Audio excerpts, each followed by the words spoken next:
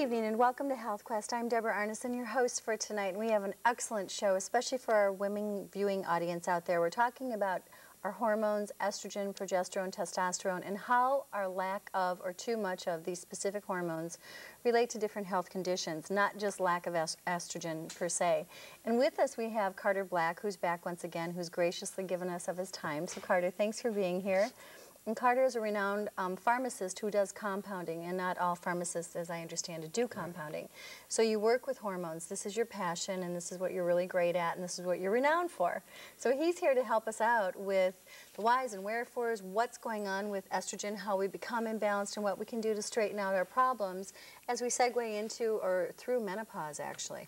Right? Well, thank you. And I want you to realize that throughout a woman's life, now women are living, average expectation is about 80. So women are going to be hormonally challenged for about half their life. Perimenopause starts around 40, menopause around 50, and then postmenopause for the rest of the life. Could you explain perimenopause real quick, Carter, so women know what it is?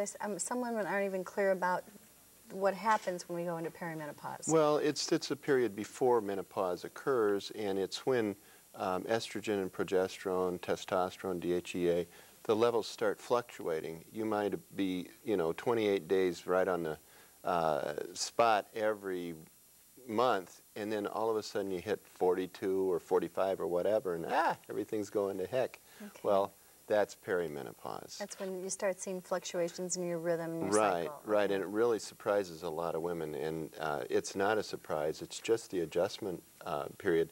Unfortunately, these things don't drop off smoothly. They should, and, in some societies they do, but they don't in our Not society. in America. Well, also, we do so many things that are provocative from a dietary vantage point, correct? Right. I mean, we're also really pushing our bodies, A, with stress, B, with lack of sleep, and C, with food products, caffeinated products, chocolate, things that stimulate our body to where we overproduce, something that we should be holding tenaciously onto, right? Right, absolutely. We don't eat right or at the right times, and we push ourselves too much. We do. We're like little gerbils on a wheel going around and around. So do you feel that the majority of women need estrogen during their menopausal transition and after? There's no one approach. I mean, every woman is like a snowflake. They're individual and... Oh, that's pretty. Like that. But it takes a therapist to really look at what's happening, and we're going to talk about some ways to assess this. But yes, I really do feel that most women should be taking some sort of estrogen supplement along with some other hormones to balance out and keep the ratios between all of them even. And it's the ratios of our hormonal balance that is actually almost more important than just taking straight estrogen or progesterone, right? Right, absolutely, and I want to talk about that too. Okay. Now, one of the things that I've seen in my practice is that women who've come to see me over the past almost 20 years have come upon, they go to their doctor and they're given estrogen. Just recently, doctors have started including progesterone in their pill, right? So they take progesterone for a certain number of days and then estrogen. Right. Because it's actually been proven for over a decade that women need actually more progesterone in most instances than estrogen. Am I correct in saying that? Yes and no. They included the progesterone for the uterine protection. In other words, estrogen is uterine proliferative. Okay. Okay.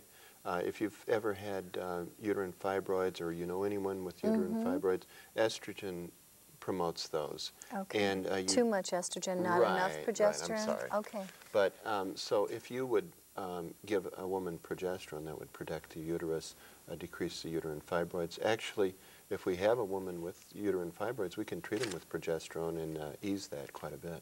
So is that external or internal? Oral or? We can do it several ways. Okay. I mean, there's never a right way. It's the way that the woman wants to take it and will be accepted. Interesting. All right, what are some of the indications that a woman has a lack of estrogen? Now, before we go any further as well, I think it's important for women to know that when we say estrogen, we're referring to the triestrogens. There's 3 different types of estrogen that our body makes naturally. And they need to be in balance as well, correct? Right. And what are they? Well, there's estriol, which is the best estrogen. And meaning it's very that it's weak. protective? It's protective and actually not cancer causing it, but it's very weak. Our body makes less of that? No, actually, the balance is about 80% in a younger woman.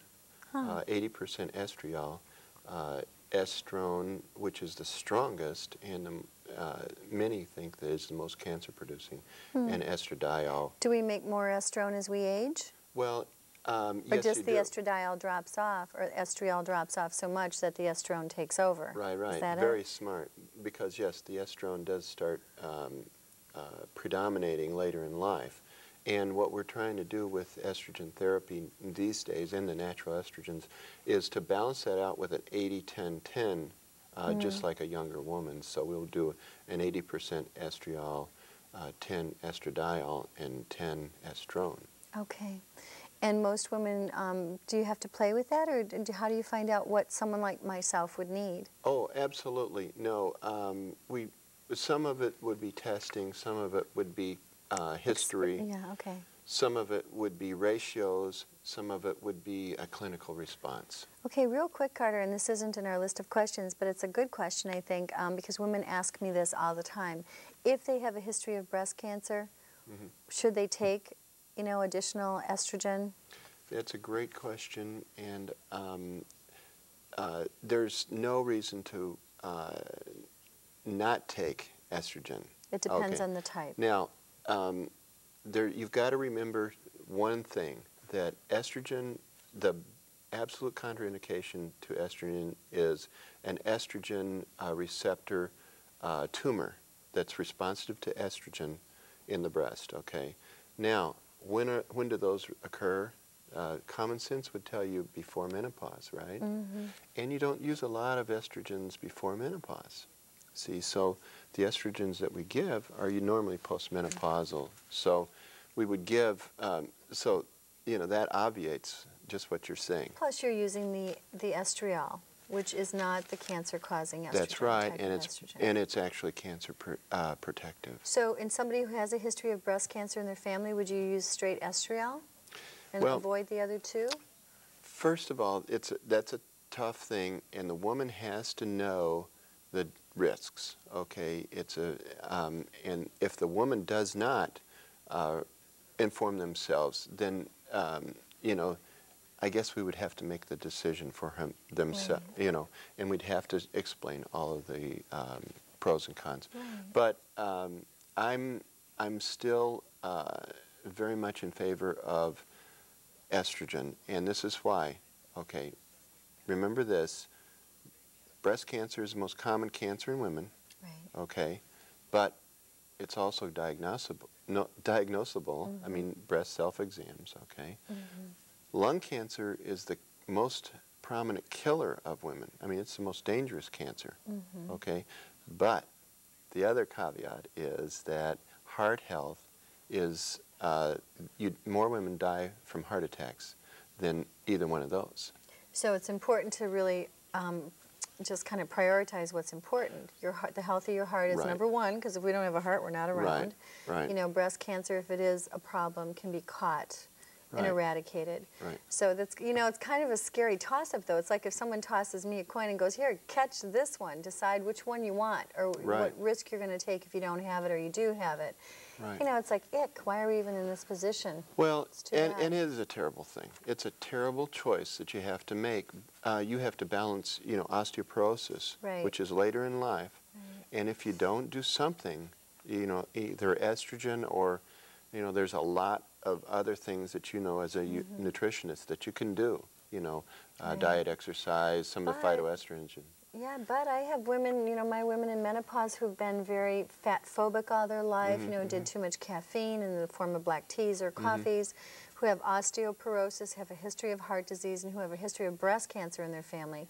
And they refuse to go on estrogen. But I'll tell you what, no matter what I do nutritionally with these women, unless they go on estrogen, a natural form of estrogen, like the type you do, that you compound, they feel terrible, they're depressed, their energy is horrible. Right. They can hardly, make it through the day. They have skin problems, they're dry, they have vaginal dryness, eye Right, dryness. right. I mean, the list goes on, and these are women in their 50s Oh, who are absolutely. really young. Well, and you touched upon it right there. I mean, a lot of the research and a lot of the cancer research was done with synthetics, Right. not natural hormones. And common sense tells you that if you're using a natural hormone that you had when you were younger, what are the cancer rates? What do they derive from, these natural hormones that you use in your compounding creams and your sublingual tablets? Well, they are bioidentical to your hormones, and that's the most important thing. Okay. They do come from a yam plant that is converted in a lab synthetically to be bioidentical. Now we call them natural hormones, but Premarin, which is natural, but you know what that is, don't you? Mm-mm. Do you know where Premarin came from? I know you told me once before, I forgot. Right, it's pregnant mare's urine. Okay, right. What they do is they take the urine. I wanted to forget that. Yes. Well, and it's the most popular drug in America. Ugh. It's the most selling. And what it is derived from that. But the problem with that is there's a lot of impurities. Sure. You can imagine, take the example of when human insulin came out, it turned around diabetic treatment, right? Human insulin is gene-spliced insulin forcing a bacteria to make human insulin, okay? And a lot of the problems with diabetics disappeared overnight. We don't have, all the problems with injections anymore. And this is the same, but why isn't it catching on with estrogens? I don't know. We're still using horse urine. It sounds horsey to me. Yeah. I don't know. That's not good. So that's what Premarin is, and it's not. It is. And it has metabolites and side effects that are somewhat complicated. A for many huge people. number of. It's a very strong. It's dominated with, a lot of strong estrogens, and many women get along just fine. I mean, I have so many clients that are that doing use Premarin and yes, and they're doing it. fine with it, but there's a lot of women that don't. And what are the major side effects for most of the women most of the time? Well, usually you'll see it, headaches, breast tenderness, and bloating, which is estrogen dominance. And weight gain then? Yeah, of course. weight gain. Okay. And what we do is if someone will try the natural estrogens, they'll still get that benefit. They'll still lose the hot flashes, but you won't see those headaches. Those Right. I don't know how many people have told me once they switched, it was so nice to have an estrogen that didn't cause me these problems. Well, sure. But it's not in everybody. And I'm not saying it's that for everything everyone. is for everyone all the Right. time. Right. I mean, Premarin is just fine for the majority of people. It's Is it good, though, if you've been on Premarin to think about switching onto a natural, if possible? I mean, I certainly wouldn't want to take horse urine. Well, for any extended period of time. I mean, eventually, I think as your body gets older and less capable of breaking things down efficiently and discarding what it doesn't need, because your liver becomes a little more compromised. Again, if you take estrogen in high doses for a long period of time, you can't discard it. The liver gets fatty. More problems arise. So it's a good idea to maybe move off of that and think about doing a natural compounded cream. Well, it would be great. But I will tell you that somebody that has been on Premarin for 10 years, they're hard to move off of it. Because their body's so accustomed to it. It's so accustomed to it.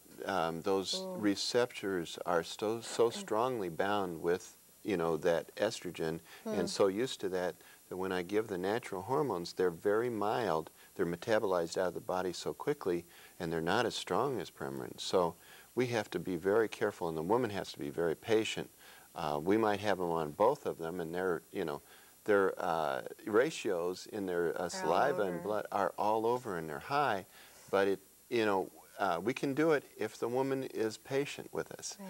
But does it take about 3 to 6 months to actually change your hormonal balance? And you must be very contiguous or consistent with the doses every day and take them at the same time? It like is. You would. Okay. Oh, it is. And if you're going to be on a natural regimen, you really do have to have patience. You have to, give feedback.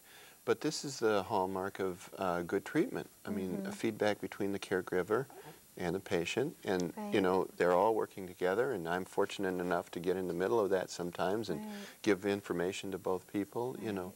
So it's Yeah, that's actually, if I may say this is what's really exceptional about Carter Black here, our compounding pharmacist, is he will get on the phone and talk to you and talk to your doctor and work hand in hand with both sides of the coin to make it understandable and comfortable and to put your fears at rest. And he gives you information, which is really important, so you can make a real clear, you know, decision about what to do with your hormonal imbalances. Right. And most women don't even know they have them, right? right. It's if they're not aware of it, you know, the key to good health is really learning, and Right. we know that Being now. proactive. And we can't really depend upon anybody else but ourselves. Right. And that's the great thing about your programs, that you present all these Here's things the plate, to you get to eat yeah. it. Or not. Yeah. Yes, and it's a Yeah. real public service that you're doing Well, too. thanks, So Carter. Oh, fan So club back- here. yeah. Okay, so tell us, what are the signs of too much estrogen? Well, when you have too much estrogen, You cry a lot, I know that. yeah, well, You're very emotional. it's the same as sometimes we the reason why people do drop their estrogen therapy. I mean, they have so many that'll start on their estrogen therapy and just drop it because it's too much for them. Headaches, depression, mood swings, vaginal yeast infections, endometriosis, elevated blood pressure. You wouldn't think of that. Blood clots, uterine fibroids, you know, the breast tenderness, obviously. So many other things. Yuck. So Yeah. those are signs and symptoms. You're So right. that depression could not be, you know, the fact that your kids are teenagers and they're driving you crazy. It could just be Right, that your estrogen's kind of messed up. Okay. Why do you think saliva testing for estrogen is so very important? Well, it's important because the most important thing is it gives a basis for you and your healthcare deliverer to talk. Okay, that's the one thing. And then it gives you a reflection of what you're doing. If you're taking a medication, however you're taking it, by mouth or through the skin, it gives you an idea of what the norms are, and then when you get those tests back, you know, where you're at, the ratios between the two, because it's not always the hard numbers. Saliva testing is really the most accurate reflection, except for progesterone, of, Oh, really? yes, Blood is better for progesterone? well, it is because we use a lot of progesterone creams. And if you put progesterone cream in, your saliva test goes out the roof. Oh, it does. It doesn't mean that you have too much. It just means has you're- an affinity to saliva. Huh. But saliva gives you unbound hormone that's actually affecting target organs. So if you get, you know, a saliva test back, this is actually the stuff that's, you know, affecting the organs. When you do a blood test or a serum, what we call a serum test, you get what is in the system, but that may not always be what's affecting the organs. However, those are useful also because of the ratios, because the bound ratios of hormones between all of them, you can make a clinical judgment that way. Bound meaning that they're attached to proteins and they haven't been broken down or segregated yet. Yeah, right? sex-binding hormone, Okay. and albumin, you know, binds testosterone. The sex-binding hormone carrier, you know, binds those up. So, you know, that's a reserve, and they will be released into the blood as they're needed. But actually, the things that are working are the things that are tested through the saliva. Okay, so saliva is the most accurate way to actuate what your values are and what your Right. excesses and deficiencies in relationship to one Right. another are. Right. Now, you were talking And about it's organs. easier. It's It is easier Yeah, too. you just spit. Nobody sticks a needle in. Yeah, That's a good thing. and that's a good thing because then we can do it in the various phases of your Right. life, and also we can, you know, Track. we can track people. We can send them home with medicine, and then we can, you know, say, you know, get the test back and see what's happening. So, That sounds great. yeah. So you were talking about organs affected by hormones. What organs would those be? Well, go head to toe. Your hair, you know, Sure. your hair. So when people see thinning hair, like I see women with thinning hair. Thinning hair is an overbalance of estrogen, but a dry, ugly hair would be, you know, really Lack. lack. Right. the eyes. So wait, overbalance of estrogen meaning how much? Meaning too much of one? Well, too Or much too of much the whole thing. compared to testosterone and... Ratio, too. Okay. Yeah, yeah. It's not just little deviations will give these symptoms. You know, it's not just an overload, you know, a rote overload. It's, you know, the difference between the, but also, when you just look at cataracts and eye problems, macular degeneration. Estrogen deficiencies. Think of the brain, you know, all the things that happen there. Estrogens prevent Alzheimer's. And that is probably, I mean, you know, we're talking heart and bone, but what if you lose your mind? I mean, you... Who cares about your heart and bone? You know, Like, what heart, what bone? Yeah, you know, and think of that period when and you're... Alzheimer's is a horrible disease to witness. Right, well, and for yourself, think of the moment when you're, you know, just at that moment when you know that you're losing your mind. What a horrible realization. Yeah, I have moments when I, like, you know, put something down and forget I stuck it there, and I'm like, well, that was a senior moment, and I'm not a senior yet. Whoa. Yeah. So we need to talk about my estrogen probably, huh? Okay. What are the short-term benefits of estrogen replacement? Well, obviously hot flashes. Okay. And those are, I mean, the big thing. Do you think, Carter, that hot flashes, in your opinion, are always caused by estrogen imbalances, or is it also adrenal, in part the DHA and the cortisol too, or? Well, yeah, that cortisol is a master hormone, and so is thyroid, and those are your two master hormones that affect the estrogens and the DHEA and testosterone. I mean, so needless to say, if estrogen is goofed up or low or too high, it's going to affect thyroid function as well as adrenal function. Right, and you know, it might not be the estrogen, you know, that is causing you the hot flashes. It might also be, you know, stress. That is overloading the cortisol. That's, you know, I mean, it's all interrelated. It's so connected. Right. It's all tied in. And I was actually doing a consultation with a friend of mine this morning, and she said, you know, I've got these hot flashes. They're back. They're terrible. And she smokes like a chimney. And I'm like, well, your poor adrenals. You know, I mean, it's like your adrenal glands are just probably like, wow. And she drinks coffee. Like crazy. So I'm like, you know, if you consider maybe losing those two things, then you'll see what it is or what it isn't. And, you know, every woman should know that one alcohol drink increases your estrogen level. Right. So if you have, you know, over the... So if you don't want to do hormone replacement... you could have a cocktail, you know, and yes. Call it a day. There you go. Is that why they say 1 glass a day of wine is okay? That's what they say. But it, you know, but you can. That's not really. But you can a tell good that. replacement, is no, it? it's not, okay. and it's inconsistent in the dose. You know, I mean, obviously the dose is hard to dose. But just think of the, you know, what they're talking about, cancer risks of the breast, and alcohol use. Well, that is doing something to the estrogen, right? Exactly. So we know that. So that's the relationship. Okay. What's the difference between natural and synthetic? And you kind of touched on that. Yeah, just what I was saying about that. Ours are bio-derived. And they mimic our natural hormones, so they're absorbed and utilized more efficiently. Absolutely, they attach much better. Okay. We're running out of time, believe it or not. Time flies when you and I chat. So the questions I have for you, I think, that are really provocative for our women out there would be, if someone has imbalances of their estrogen, their testosterone, their progesterone, what type of health conditions do you see the most of? You mentioned cataracts, so you have to look at brain as well, Alzheimer's. How does it really affect people's blood sugar, their diabetes, things like that? Well, estrogen is key to keeping you young and good diabetic management. I mean, we see blood pressure problems, diabetic problems, but so high blood pressure could come from estrogen problems as well? Oh, yes. And it can happen like that? Well, see, it's so interesting that many doctors misdiagnose health problems when they may actually be a hormonal imbalance. And it's very interesting. I mean, how many women are treated for depression when actually it might be an estrogen imbalance or a estrogen, testosterone, DHEA imbalance. And it's not realized. And I think that, you know, we've got to make people aware of this. Sure. And what a simple fix. I mean, one of the things I see when I do nutritional therapy with people is I start people on their essential oils.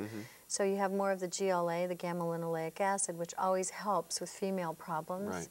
And I tell you what, within sometimes 2 to 6 weeks, people are like, my depression is gone, my energy is fabulous, my bowels are moving, my headaches have receded, you know, and a lot of that has to do, I know, the tie-in is essential fatty acids and minerals, which really seem to help. Help us to utilize our fatty acids well. So, I mean, gosh, wouldn't that be a nice fix? Why take antidepressants?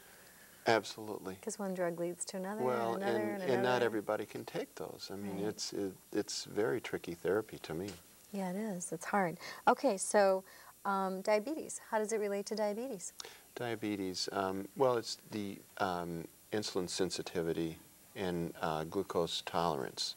That's how estrogens affect that, and it's part of the thyroid cortisol cascade. So, but it's not the. I mean, it's so the adrenals affect the thyroid, which affect the hypothalamic, you know, campus region. Comes back, affects. Right, but estrogens have a lot of effect on glucose tolerance. Really, and glucose is our blood sugar. Yeah. It's how I'm sorry. Yeah. Yeah, a lot of people don't know this kind of lingo, so I bring it back to stable here. But basically, that's how well you handle your regulation of insulin. Right. Okay. So you could go through menopause and become diabetic. Well, and sometimes you see people become diabetic during pregnancy, which is related again to those imbalances of hormones, huh? Absolutely. Gestational diabetes. I don't know if we can nail that to, you know, the hormones.